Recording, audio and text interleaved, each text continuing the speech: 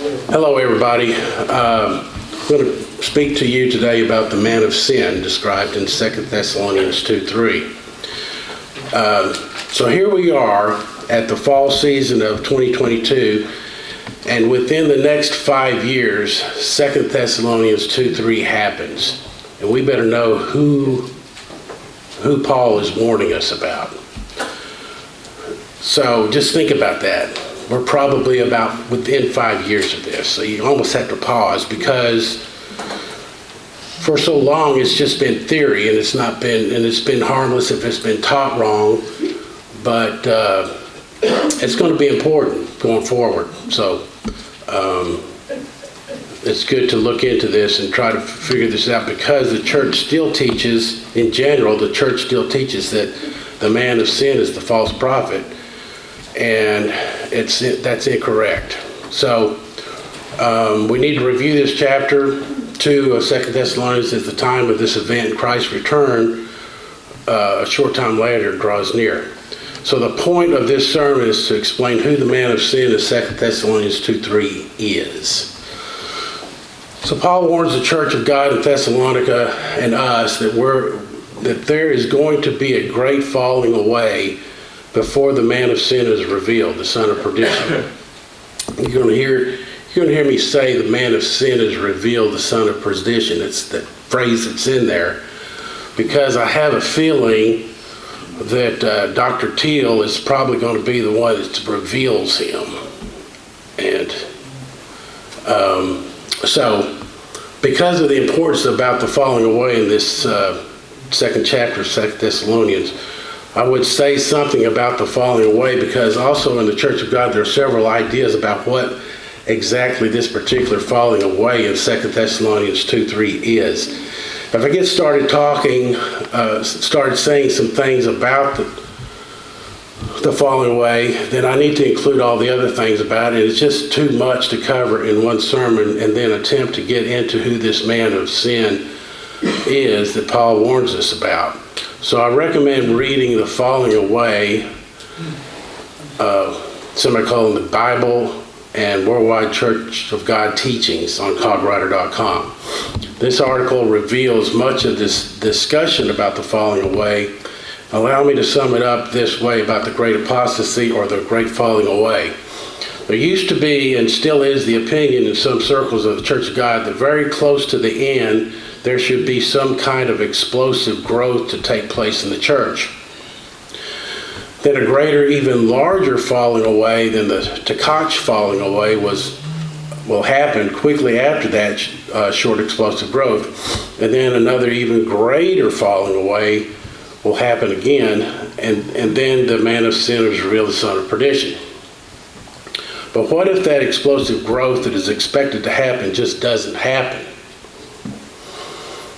Then the Takach apostasy, as it is known to many in the church today, would be that great apostasy, or that great falling away, and then the man of sin, the son of perdition, will be revealed. Now we look around and we don't see even 50 people here, okay? And yeah, we're not the largest church of group by any means in the U.S., but when talking about Church of God size in the U.S., we're not necessarily a good group for comparing Church of God in America, because we are a pretty small Church of God group in the U.S. When the Worldwide Church of God was at its height in the late 80s, and it was just one church group, there were about 150,000 people going to the feast worldwide. And I think that the Church of God membership has been estimated now to be maybe a third of that, of what it was back in the 80s. And we're supposed to see something greater than what things were back in the late 80s.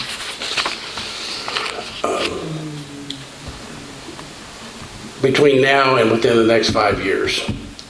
And that seems very optimistic at this point, but of course anything is possible with God. And the reason why I bring this up is because right now, at this moment, the Church of God members today misunderstand who this man of sin is revealed, the son of perdition. This man that Paul warns us about, if you talk to Church of God members about this particular subject, if they have any opinion about who this man of sin is, they will tell you it's the false prophet. aka the Antichrist, or the second beast described in Revelation 13. Usually the false prophet is the phrase that's used. But it can be the second beast of Revelation 13. It can be the Antichrist with the capital A. Okay? Because that is what the church has taught in the last it's safe to say, 40 plus years. So let's go to 2 Thessalonians Chapter 2.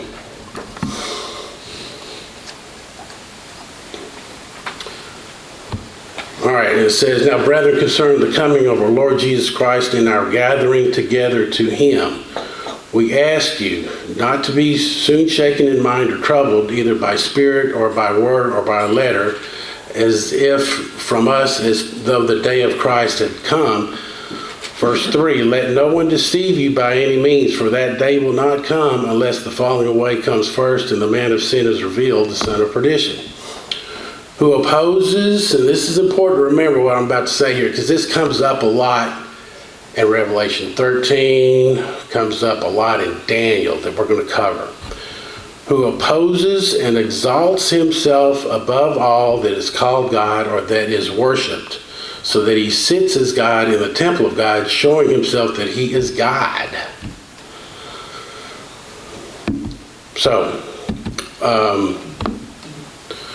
then it goes on, verse 5, "Do you not remember that when I was still with you, I told you these things, and now you know what is restraining, that he may be revealed in his own time. For the mystery of lawlessness is already at work.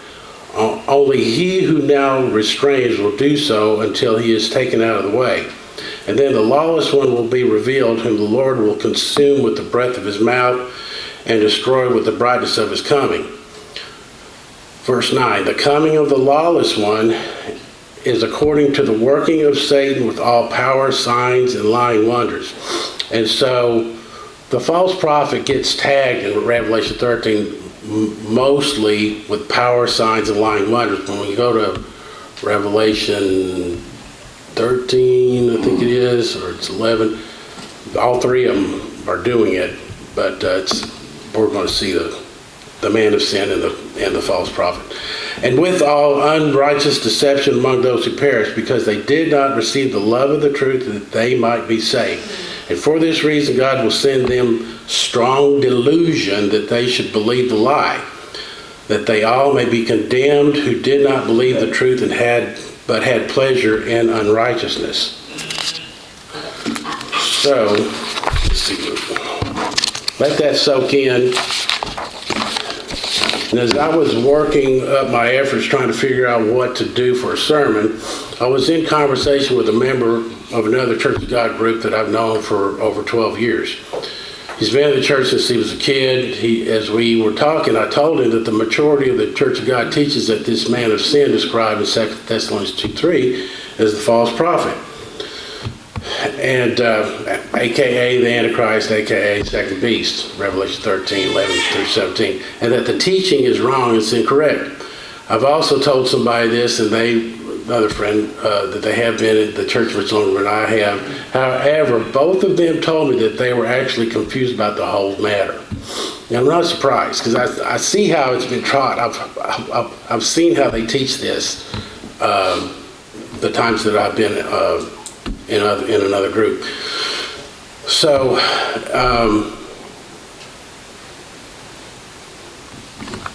as I said earlier, the purpose of this sermon is about identifying who the man of sin, the son of perdition, in 2 Thessalonians 2:3 is.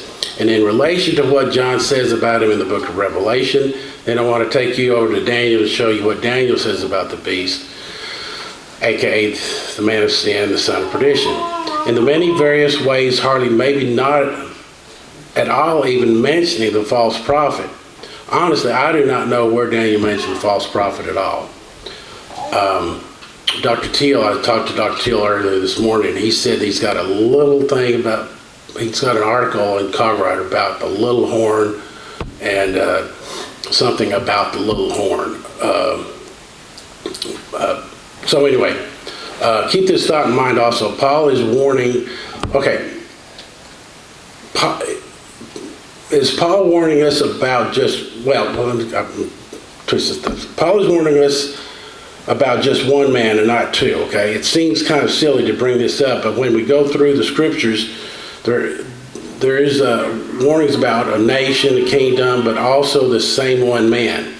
So Daniel chapter 2 is a great place to start out to get the understanding of this concept of Bible prophecy. And you ask yourself this question, is Paul warning us about the most terrible man or the second most terrible man in the world? Would it make sense for Paul to warn us about the second worst man coming or not? It would not make sense, but that is what has been taught. When we go through these scriptures, it's going to be clear who this man of sin is revealed, the son of perdition. So why do most of the Church of God folks think it's a false prophet?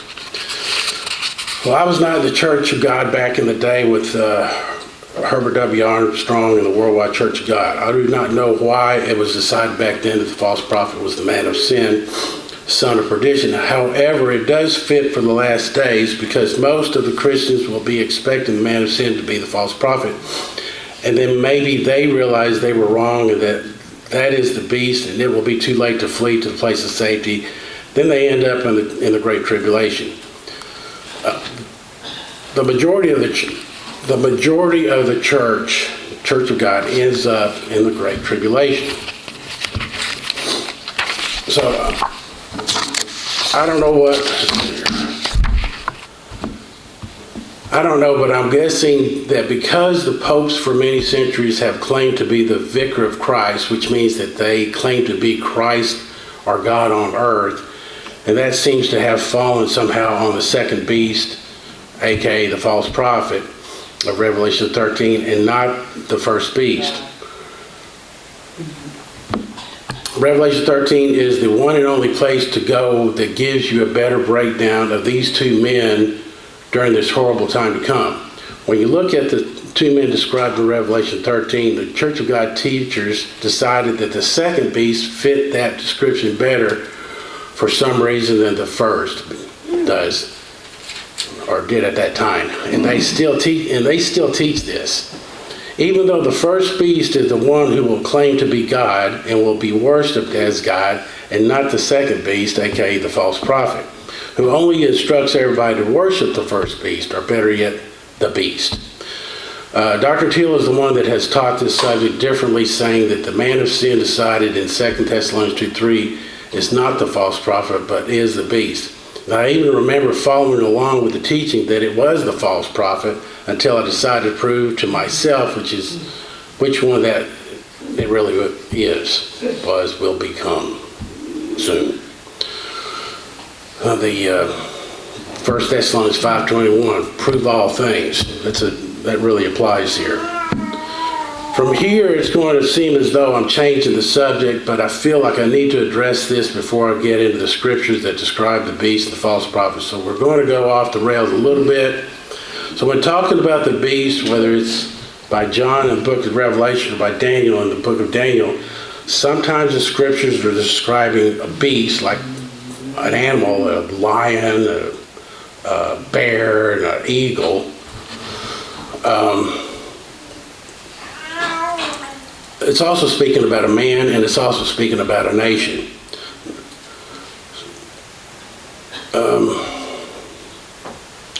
For example, John describes the beast in Revelation 13:2 like this. Now the beast which I saw was like a leopard, his feet were like the feet of a bear, and his mouth like the mouth of a lion. As a leopard with bare feet and its mouth like a lion, then Daniel has a dream, and in that dream there are these beasts kind of like animals, and they're nations. Daniel 7:4. So I guess we're going to do some flip. Let's go to Revelation 13, Revelation 13.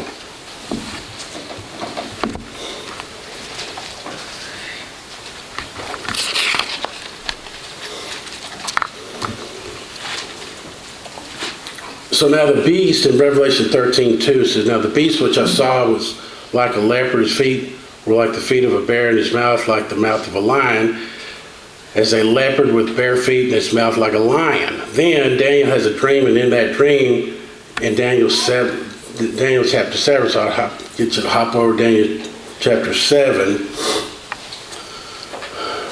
And he describes these animals. The lion, first was like a lion and had eagle's wings, and I watched till its wings were plucked off, and it was lifted up from the earth and made to stand like on 2 feet like a man, and a man's heart was given to it. And suddenly another beast, a second beast like a bear. So it kind of mentions the same animals, and they represent different countries, I believe. It was raised up on one side and had 3 ribs in its mouth between its teeth, and they said thus to it, arise, devour much flesh. After this I looked, and there was another like a leopard, which had on its back 4 wings of a bird. The beast also had 4 heads, and dominion was given to it. After this I saw in the night visions, and behold, a 4th beast, dreadful and terrible, exceedingly strong. It had huge iron teeth. It was devouring, breaking in pieces, and trampling the residue with its feet. It was different from all the beasts that were before it, and it had 10 horns. And the 10 horns come up a lot. And I'm going to point that out eventually. Lord, let us remember the Apostle Paul is talking about a man in 2 Thessalonians 2:3, and that is the focus. So with that, I will start to take you to Daniel chapter 2 and Nebuchadnezzar's dream. So let's go to Daniel chapter 2. And Daniel chapter 2 is really entertaining. It's really a great story in the Bible. And I'm just going to try to point one thing out. Let's see if I can do that well.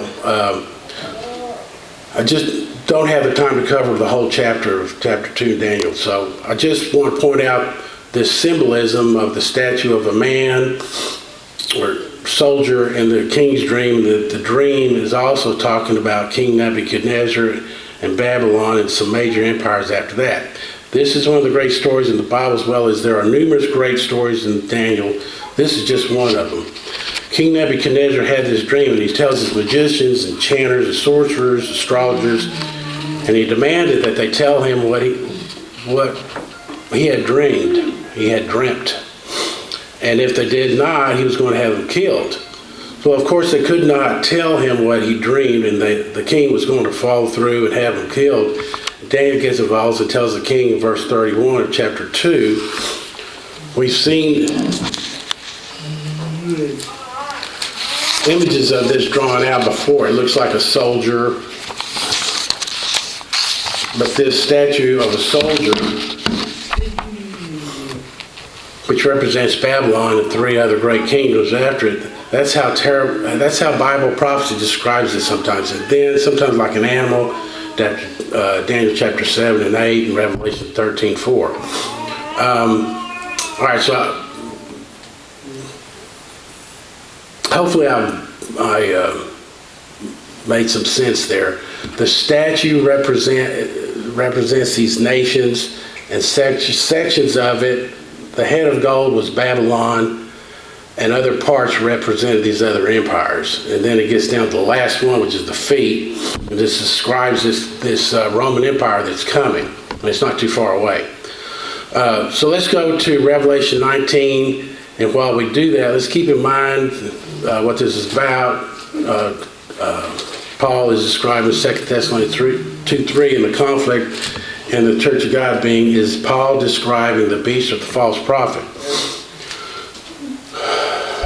So Revelation 19, I just want to point out a few places where the false prophet is brought up and what place he's brought up.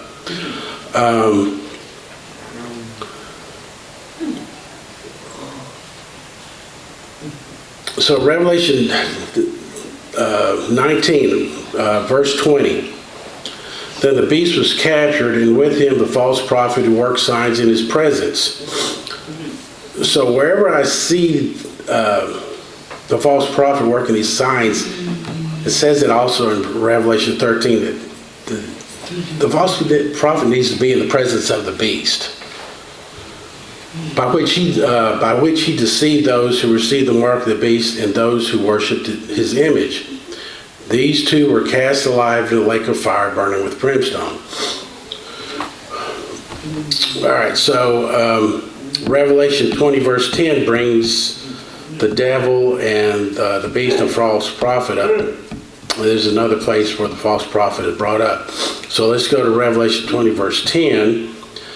It says, the devil who deceived them was cast in the lake of fire and brimstone where the beast and the false prophet are. So that's like 1,000 years later. So what am I doing? I'm trying to point out what the scriptures say about the beast and the false prophet, so we can determine for ourselves who Paul is warning us about. Sex lesson on verse 3. Revelation 16, verse 13. Let's go over there. It says, I saw 3 unclean spirits like frogs coming out of the mouth of the dragon, out of the mouth of the beast, and out of the mouth of the false prophet. For they are spirits of demons performing signs which go out to the kings of the earth and of the whole world to gather them to battle at that great day of God Almighty. So in the presence of, in these scriptures I'm bringing out, it's the dragon, the devil, Satan, call him what you like, and then the beast, and then the false prophet. That's just telling me that the false prophet is not numero uno, okay? So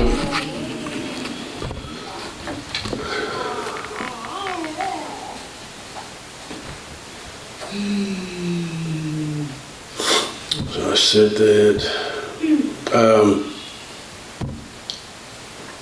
All right, so I got a little spot here about the Antichrist. The Antichrist is not mentioned much, but the Antichrist with a capital A is brought up. And just to make a statement about the Antichrist, and all of this, all pushing false religion, including the beast, are Antichrist. And the Church of God's position is that the false prophet is the one that should be considered as the final Antichrist, okay? I suggest reading in the Cogwriter article entitled Doctrines of Antichrist, Will There Be an Ecumenical Pope Who Will Be the Antichrist? I've noticed 3 arguments when this comes up in groups that I've been around about the beast and the false prophet. And here's one that I've heard. Well, but John O'Gwen said, ... Okay, end of story. John O'Gwen says that the man of sin, son of perdition, 2 Thessalonians 2:3 is a false prophet. We're not talking about this anymore. It's over. And they just walk off, okay? So,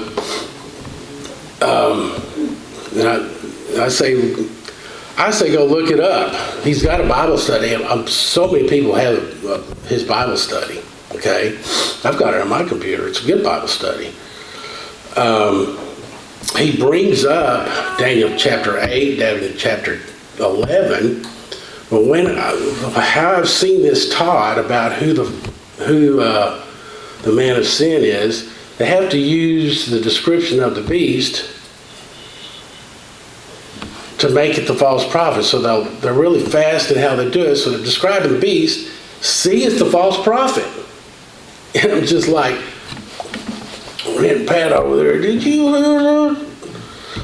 Anyway, she's like, leave me alone. So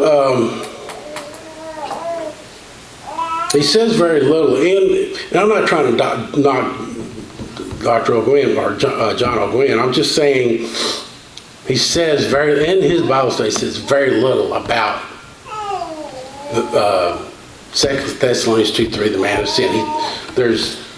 If the article is this big, there's maybe that much about it, and it brings up Daniel chapter 8, Daniel chapter 11. Daniel chapter 8, Daniel chapter 11 says nothing about the false prophet. And I've seen other people describe this man of sin using the description of Daniel, Revelation 13, the first beast, and then they say, see, it's the false prophet. So anyway, second argument that I've seen. Well, the Pope claims to be the vicar of Christ. he is the replacement for Christ here on earth. And as those popes in the past have done for so many years, we know that the Pope claims to be God on earth, and that the kingdom of heaven is their Roman Catholic institution. And that is the kingdom of God now on earth, according to Roman Catholics. Because we've heard this before about the popes in the past, you can get stumped there, because this is how it's been for the last 1,700 years, plus or minus 150. When the false prophet points everybody to worship the beast, will he be able... Now, I've had this question, and I've asked Dr. Teal about this. When the false prophet points everybody to worship the beast, will he be able to make the claim that he is the vicar of Christ? Will he be able to make that claim? So, Dr. Teal thinks he will still be able to. Then there's the excuse, well, this is the third excuse. This is the third explanation why it's the false prophet. And, well, that's what Herbert W. Armstrong taught. So believe it, or that's what I believe, and that's why I believe the false prophet is the man of sin. So I'm going to take you now to Revelation 12. Those are the three things that I've heard is why people believe it's the false prophet. Well, that's what's been taught, and it's still being taught that way. So Revelation 12 starts off the woman, the child, and the dragon. Verse 3, Revelation 12, and another sign appeared in heaven. Behold, a great fiery red dragon having 7 heads and 10 horns. I just want to point that part out. So who's the dragon? All right, so who's that fiery red dragon? Well, that's the devil, right? We like to call him Satan. There's some argument about that, but I just want to make this connection about Satan, the devil, and the beast, and that is that both are described with having 7 heads and 10 horns. All right, that's in Revelation 12. That we just read Revelation 13, right there near the top, and then in Revelation 17, it brings it up a couple of times. This part of Revelation 12 talking about the 7 heads and 10 horns does not include the second beast, okay, or the false prophet. Or in Revelation 17, even in Revelation 17, the 7 heads and 10 horns are connected to the beast, not the woman. I'll try to remember to point that out in Revelation 17 when we get there. Let's go to the next chapter over, Revelation 13. And this is where it breaks these two men down. I'm going to try to go nice and slow through this because I know I'll go fast sometimes. So Revelation 13:1, then I stood on the sand of the sea, and I saw a beast rising up out of the sea, having 7 heads and 10 horns. And on his horns 10 crowns, and on his heads a blasphemous name. Now you see in Daniel, when we go through Daniel, it talks a lot about how using pompous words. Now the beast which I saw was like a leopard. There's these animals again. Leopard, his feet were like the feet of a bear, his mouth like the mouth of a lion. The dragon gave his power. The dragon gave him, meaning this beast, his power, his throne, and great authority. He gives it to the beast, not the false prophet. And I saw one of the heads as if it had been mortally wounded, and his deadly wound was healed, and all the world marveled and followed the beast. So they worshiped the dragon who gave authority to the beast, and they worshiped the beast, saying, who is like the beast, who's able to make war with him? Does anyone see how this mimics God and his son Jesus? We've got Satan and this beast. Okay, this guy is going to take on his powers. So it's not going to be the false prophet. And he was given a mouth speaking, verse 5, and he was given a mouth speaking great things and blasphemies, and he was given authority to continue for 42 months. And he opened his mouth in blasphemy against God, to blaspheme his name, his tabernacle, and those who dwell in heaven. Now, when we go over certain scriptures in the book of Daniel, Daniel talks about the pompous words. I said that earlier. It was granted to him to make war with the saints and to overcome them, and authority was given him over every tribe, tongue, and nation. All who dwell on the earth will worship him whose names have not been written in the book of life of the Lamb slain from the foundation of the world. If anyone has an ear, let him hear. He who leads into captivity shall go into captivity. He who kills with a sword must be killed with a sword. Here is the patience, the faith of the saints. All right, so I've got here to point out some things about the beast. So back up to 11. Well, this is the second beast, okay? So let's read about the false prophet, called the second beast. This is called the beast of the earth. The other one is the beast of the sea. Then I saw another beast coming out of the earth, and he had two horns like a lamb and spoke like a dragon. And he exercises all the authority of the first beast in his presence, and causes the earth and those who dwell in it to worship the first beast, whose deadly wind was healed. He performs great signs, so that he even makes fire come down from heaven on the earth in the sight of men. And he deceives those who dwell on the earth by those signs which he was granted to do in the sight of the beast. There it comes up again, telling those who dwell on the earth to make an image to the beast who was wounded by the sword and lived. He was granted power to give breath to the image of the beast, that the image of the beast should both speak and cause as many as would not worship the image of the beast be killed. It causes all both small and great, rich and poor, free and slave to receive a mark on their right hand or on the foreheads, and that no one may buy or sell except one who has the mark of the name of the name of the beast or the number of his name. So let me ask you a question. Out of these two men described in Revelation 13, who is the most powerful of the two? You can sneak up a finger, or one or two, or whatever. Oh, thank you. Thank you. Convince one person. Well, the one who has the power of the two is still going to be the first beast.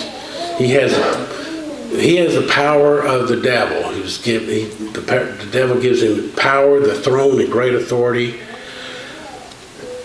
to him by none other than the devil himself. So you can read Revelation 17 where it says the beast carries the woman, and in the last verse, Revelation 17, I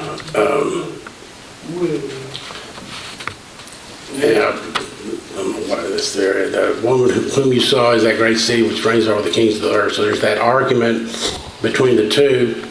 There is that argument talking about who has the most power between the beast and the woman. But again, who is Paul warning us about?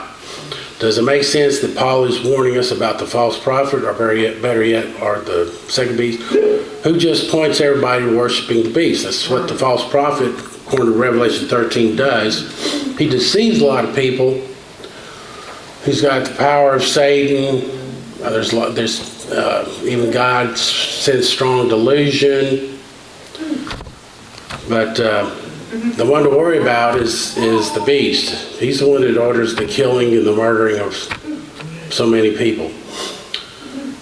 They are both under the control of the devil. They are both very bad, that eventually Jesus takes them alive, drops them into the lake of fire. 1,000 years before he does that to the devil.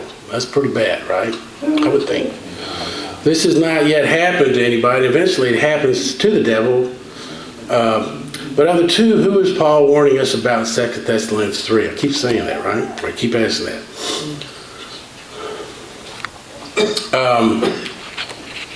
So I got down here. Why do people in the Church of God think that Paul is warning us about the false prophet?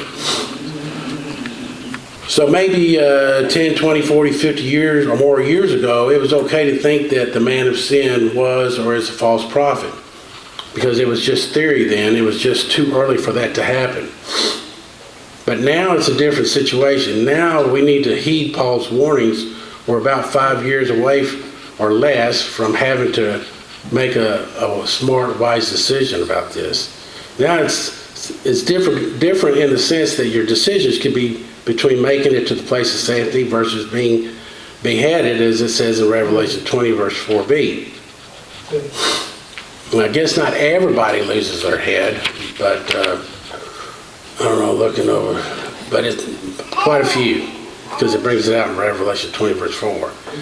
I'm trying to just avoid being in that situation, and I think anybody in the right mind would be trying to avoid that situation too. If you don't, I mean, you go to any other Church of God, everybody's a Philadelphian. I mean, we're all Philadelphians, you know, if you go. But actually, most everybody is Laodiceans. So we shall see how that turns out. But I would heed Dr. Teal's warnings, and most people don't in the Church of God.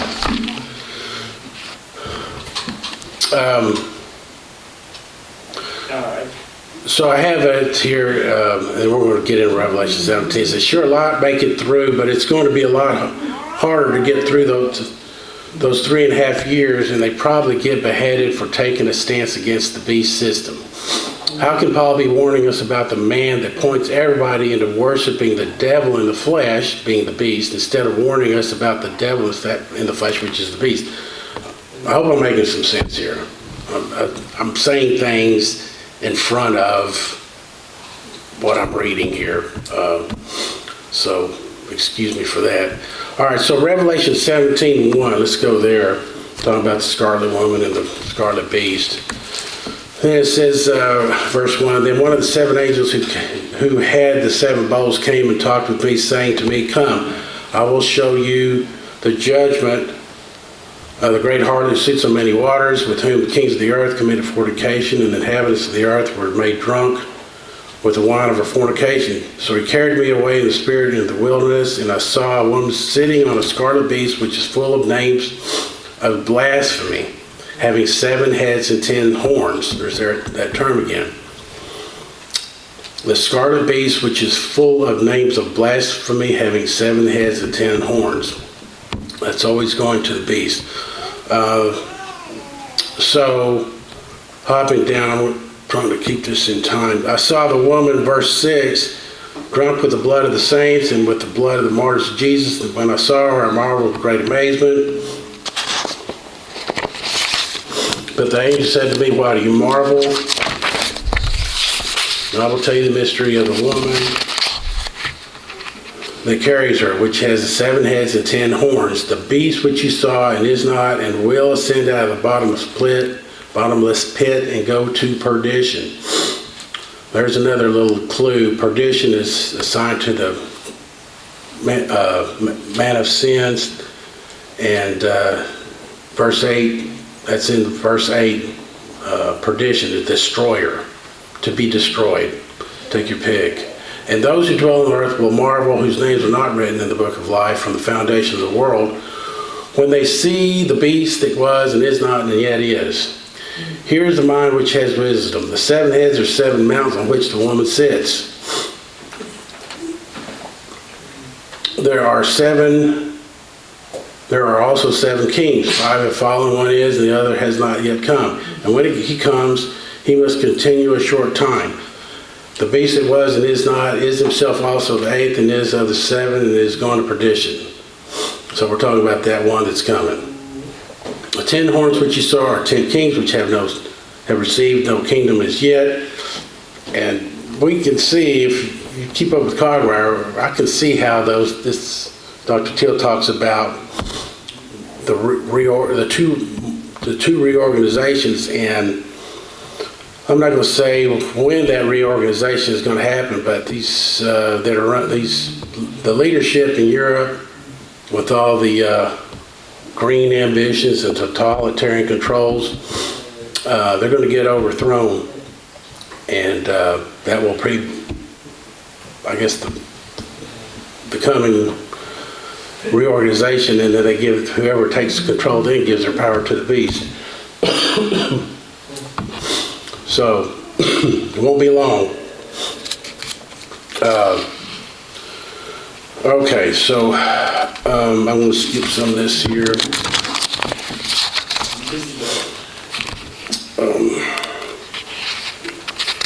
Let's go to, I just don't think I have the time to cover this. Let's go to Revelation 6, verse 1. Because there's a church group that is saying that the first seal is the false prophet. They're teaching this now. We said that the first seal has been opened and that the one world religion, the ecumenical movement, has been taking place since about 2009, 2010. And we don't have a false prophet yet, so how could that be? So it says, now I saw when the Lamb opened one of the seals, and I heard one of the four living creatures saying with a voice like thunder, come and see. And I looked, and behold, a white horse. He who sat on it had a bow and a crown was given to him, and he went out conquering and to conquer. So the seals themselves are not individuals, but the first seal leads to the final Antichrist, and the beast is in place by the time the fifth seal is open. So I'm just going to kind of leave that as is, but some people are being taught that when the first seal that opens is going to be the false prophet, and so we're past that. It's going on now. Let's go to Revelation 11, verse 7. I'm just going to bring up some scriptures, bringing up some of the main characters in these last days. When they finish their testimony, verse 7, the beast that ascends out of the bottomless pit will make war against them and overcome them and kill them. It's talking about the two witnesses. So Revelation 17:8 brings this up too. So the beast that ascends out of the bottomless pit makes war against the two witnesses and overcomes them and kills them. Then Revelation 17:8 says, the beast that you saw was and is not and will ascend out of the bottomless pit and go to perdition. So I guess the point that I was making here is that the beast ascends out of the bottomless pit. I don't know how that happens, but this is a person that has it a nation, has a bunch of animals. I don't know. Somehow we'll probably understand that when it happens. But one of the points I was to make here is that he kills the two witnesses. Matthew 24:15. This is how you make the transition, and a lot of the other churches of God don't make this transition from Revelation or any New Testaments. They don't know to go to Daniel, to the book of Daniel, and that's Matthew 24:15, where it says, therefore, when you see the abomination of desolation spoken of by Daniel the prophet standing in the holy place, whoever reads, let him understand. So, speaking about Daniel the prophet, okay, so that's why we go to the book of Daniel, because lots of good clues in there. So we're going to hang out Daniel, the book of Daniel now. Let's go to chapter 7. So in Daniel chapter 7, Belshazzar, king of Babylon, has a dream. And so he writes down his dream. So picking up chapter 2, verse 2 in Daniel chapter 7, Daniel spoke saying, I saw in my vision. But Daniel had a dream, and in his head, while he was in his bed, he wrote down the dream, telling the main facts. So Daniel spoke saying, I saw in my vision by night, and behold, the four winds of heaven were stirring up the great sea, and the four great beasts came out from the sea, each different from the other. And he's talking about nations. First was like a lion, had eagle's wings. I watched till its wings were plucked off, and it was lifted up from the earth and made to stand on 2 feet like a man. A man's heart was given to it. So, verse 5, and suddenly another beast, second like a bear, was raised upon one side, had 3 ribs of mouth between its teeth. They said thus to it, rise, devour much flesh. After this I looked, and there was another like a leopard, which had on its back 4 wings of a bird. The beast also had 4 heads, and dominion was given to it. Verse 7, after this I saw in the night visions, behold, a 4th beast, terrible, dreadful and terrible, exceedingly strong. This is the one that's coming, folks. It had huge iron teeth. It was devouring, breaking in pieces, and trampling the residue with its feet. It was different from all the beasts that were before it, and had 10 horns. I was considering the horns, and there was another horn, a little one, coming up among them, before whom 3 of the first horns were plucked out of the roots. And there in this horn were eyes like the eyes of a man, and a mouth speaking pompous words. Like John in the book of Revelation says blasphemous words. Vision of the Ancient of Days. I watched till, this is verse 9, I watched till thrones were put in place, and the Ancient of Days was seated. His garment was white as snow, and the hair of his head was like pure wool. His throne was a fiery flame, his wheels a burning fire. Verse 10, a fiery stream issued and came forth from before him. 1,000 thousands ministered to him. 10,000 times 10,000 stood before him. The court was seated, and the books were open. Verse 11, I watched then because the sound of the pompous words which the horn was speaking. I watched till the beast was slain, and its body destroyed and given to the burning flame. So,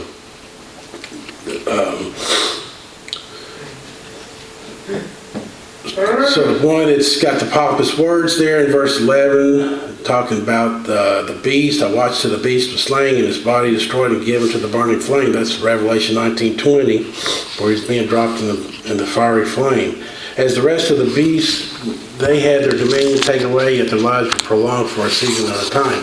Verse 13, I was watching in the night visions, behold, one like the Son of Man coming with clouds of heaven. He came to the Ancient of Days, and they brought him near before him. 14, then to him was given dominion, glory, and a kingdom, to all peoples, nations, and languages should serve him.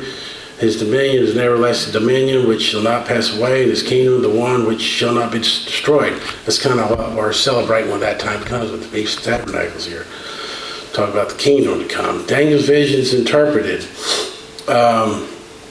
Verse 15. So he's just telling Daniel what the dream is.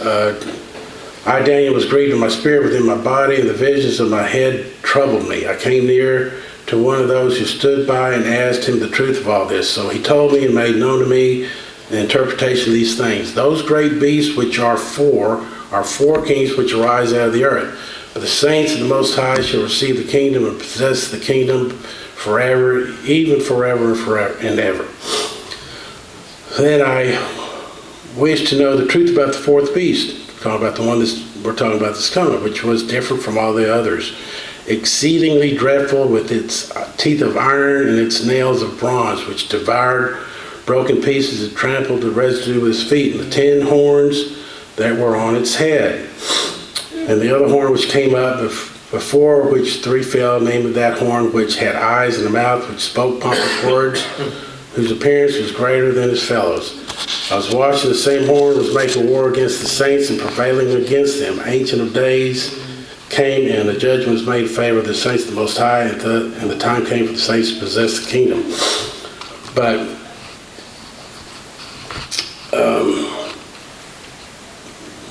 there's this decision that could be helpful if people were to start getting in their minds to watch for who's it going to be, the false prophet or the man of sin. Like I say, the rest of the Church of God, they're saying it's the false prophet. How do they wind up in the Great Tribulation? They're not going to be ready. Okay, so Daniel, I'm going to skip this here because I could go on and on here. It's going to be a lot of the same here. Daniel chapter 8. Let's see here.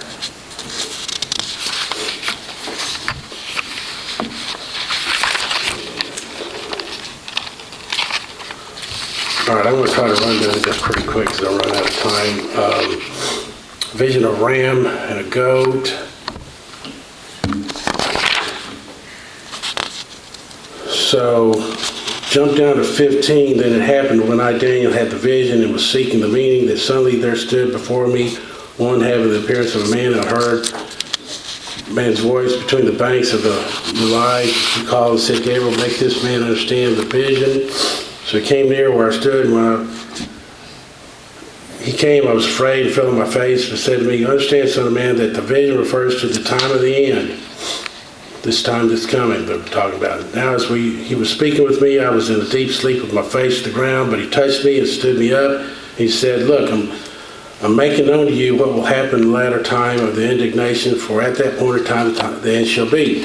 In the latter time of their kingdom, when the transgressors have reached their fullness, a king shall arise, having fierce features, who understands sinister schemes. Another point here is that this guy is a king. He's not a priest. Okay, so the false prophet is going to be more like a priest. And all these are talking about kings. Daniel 11 talks about a king, talks only about kings. Even if you don't understand where the line is drawn between history and future prophecy, which is around, I think, verse 30. A king shall arise, 23. Having fierce features, who understands sinister schemes, his power shall be mighty, but not by his own power. He shall destroy fearfully, and shall prosper and thrive, and he shall destroy the mighty and also the holy people. Through his cunning he shall cause deceit to prosper under his rule, and he shall exalt himself in his heart. Who exalts himself? The first beast, not the false prophet. He shall destroy many, and their prosperity shall even rise against the prince of princes, being Jesus. But he shall be broken without human means. Therefore seal up the vision, for it refers to many days in the future. So there is the Daniel 9:27 part. Then he shall confirm a covenant with many for 1 week, but in the middle of the week he shall bring an end to the sacrifice and offering. The wing of abomination shall be one who makes desolate, even until the consummation is determined, is poured out. So this is this stuff that just coming up, these red heifers on Cog Rider coming up. This stuff is not in the news. Best news is Cog Rider. And just because they're sacrificing red heifers is not the confirmation of the deal, but it's sure going to make things, it's getting close, folks. So once the confirmation of the peace deal happens, set your calendar, because it's a countdown. So, and the red heifers are thinking it's going to be next year, right? So in the 2nd century, I'm not going to go there. This is run out of time. I've seen prophecy taught in other groups. They'll talk about it in a historical sense. They'll talk about Antiochus Epiphanes in Daniel 9:27, never making it relevant. It's just a precursor to the ultimate abomination of desolation that's coming. They never make that connection. They just leave it as history, like it's already happened, And then I've seen it taught where it's just history. Then I've seen it taught goes right into the Great Tribulation and what happens from the Great Tribulation on. Not what's relevant between now and getting to the place of safety. Nobody does this, Dr. Teal. So,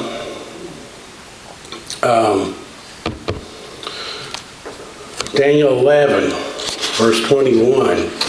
It's more of the same here, folks, but it's just repeating a lot of the same things, making a point. It's a king, this vile person. And Daniel 11, verse 21. And in his place shall arise a vile person, to whom they will not give the honor of royalty, but he shall come in peaceably and seize the kingdom by entreaty. Peace, peace, It's going to be lots of peace talk. Kumbaya. And with the force of a flood they shall be swept away from before him and be broken, and also the prince of the covenant. And after the league is made with him, he shall act deceitfully, For he shall come up and become strong with a small number of people. He shall enter peaceably even to the richest places of the province, do what his fathers have not done, nor his forefathers. Shall disperse among them the plunder, spoil, and riches. It's too much reading here of Daniel 11. Just pointing out more of the same. So I'm going to try to make some of my points here. We have covered a lot. Could have covered more, just took too long. So we've covered this thing about 2 Thessalonians 2:3, the man of sin. Who is he? If you were paying attention, or if I made any sense through this sermon, you might have noticed that I mentioned the second beast, aka, or I did mention the second beast, aka is the false prophet, nearly as much as I mentioned the first. If I could have gone through it all, it's all about the first beast. It's all about the king of the north. It's all about the one described as the beast, and not the false prophet. The scriptures just don't say much about him. I know he's bad. He has to be bad if he's going to be dropped into the lake of fire along with the beast. So he's got to be a bad guy. Okay, he's not who Paul would be warning us about. He's got to be warning us about the first beast. He's the one that's going to be killing lots of people, lots of saints, people that go to church, that honor the Sabbath and keep the holy days. So, we'll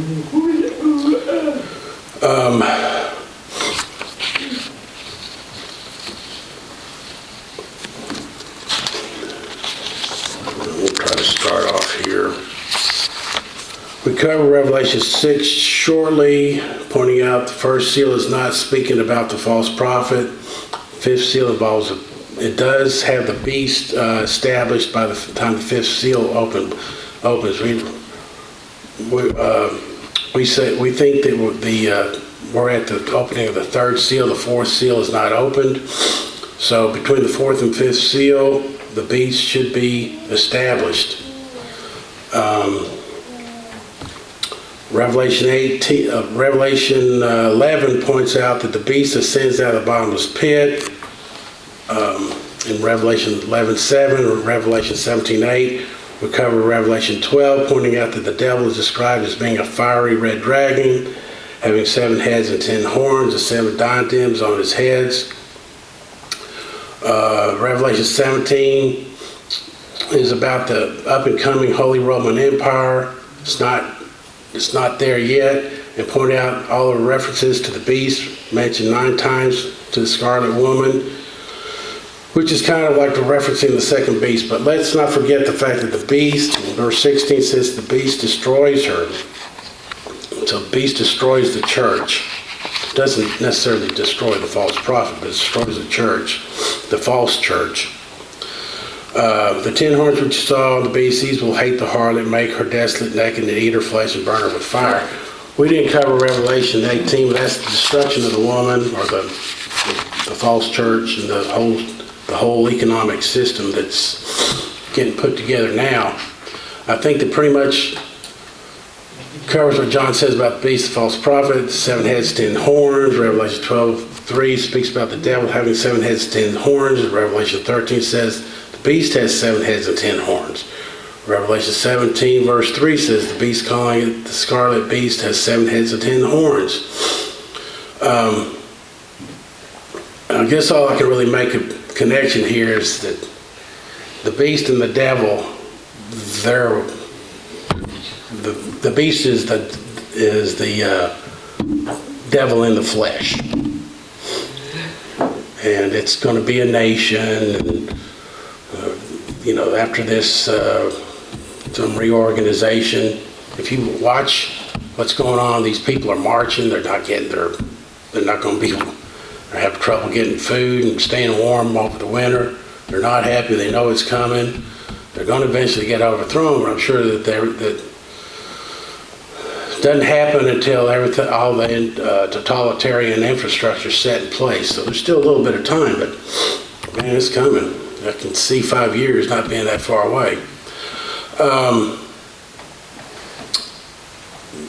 The blasphemy part, Daniel 11:36, it says that the king shall do according to his own will, and shall exalt and magnify himself above every god, shall speak blasphemies against the God of gods, and shall prosper till the wrath has been accomplished.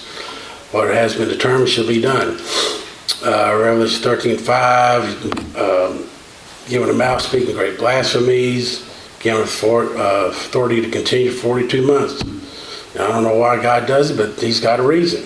Why does he let it continue? Just, he makes it, he lets it happen. So we're being warned about this. And I also have here Revelation 11:7 says the beast ascends out of the bottomless pit. Revelation 17:8 says the beast ascends out of the bottomless pit and goes to perdition. And I don't think I made much point of it. Well, I do hear about perdition. Exalts himself. The false prophet does not exalt himself. It's the beast, okay? Revelation, or 2 Thessalonians 2:4 says, who opposes and exalts himself above all that is called God or that is worshipped, that he sits as God in the temple of God, showing himself that he's God. You know, the false prophet does not do that. He points everybody to him. That's what it says in Revelation 13. Daniel 7 talks about the pompous words. And then perdition. Paul describes man perdition. That's goes to the beast. John mentions the son of perdition, and John 17:12 as being the only one lost, the son of perdition. So the term perdition goes to the beast. So let's see here.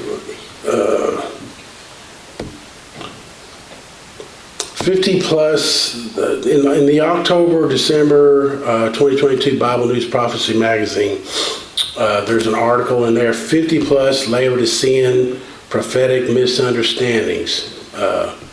Number 28, some groups teach that the man of sin who sits in the temple of God is the Antichrist, false prophet, not the beast of the sea. Yet it is the beast of the sea, the final king of the north. So when this happens, those who hold to the wrong position will not understand its prophetic ramifications.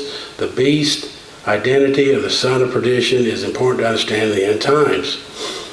When you look at Revelation 12:13-17, you see that one group of Christians ends up going to the place of safety, while the other group of Christians, or groups of Christians, Laodiceans, ends up in the Great Tribulation, and it's a terrible time. It's hard to even discuss it here. It has just been my observation that outside CCOG, the brethren are aware that we are nearing the end, but they technically fall short of understanding what to watch out for, as described in Mark 13:37. Is it possible that they are getting caught up in the cares of this world described in Luke 21, verse 34 and 35, where it says, but take heed to yourselves, lest your hearts be weighed down with carousing, drunkenness, and cares of this life, and that day come on you unexpectedly, for it will come as a snare on all those who dwell on the face of the whole earth. Somehow the majority of the saints of the Most High God end up in the last 3.5 years in the Great Tribulation in the day of the Lord. A period described by Jesus himself, and then there will be great tribulation such as has not been since the beginning of the world until this time. No, nor ever shall be. So we're about to enter into the worst time. That's what Jesus says, the worst time's ever been on planet Earth. Absolute worst. And we're just blindly worrying about silly stuff with what's in the news. And unless those days were shortened, no flesh would be saved, but for the elect's sake, those days will be shortened. While the Philadelphian portion of those saints of the Most High God are promised to be taken to the wilderness, also the place known as the place of safety, the Laodiceans stay in harm's way and get persecuted and killed during the 3.5-year period by the beast. But if you figure out that Paul is describing the beast instead of the false prophet, that's a large step in the process where you might be able to avoid being one of the beast's victims and flee to the place of safety along with the rest of the Philadelphians. This is Rubin with the Continuing Church of God.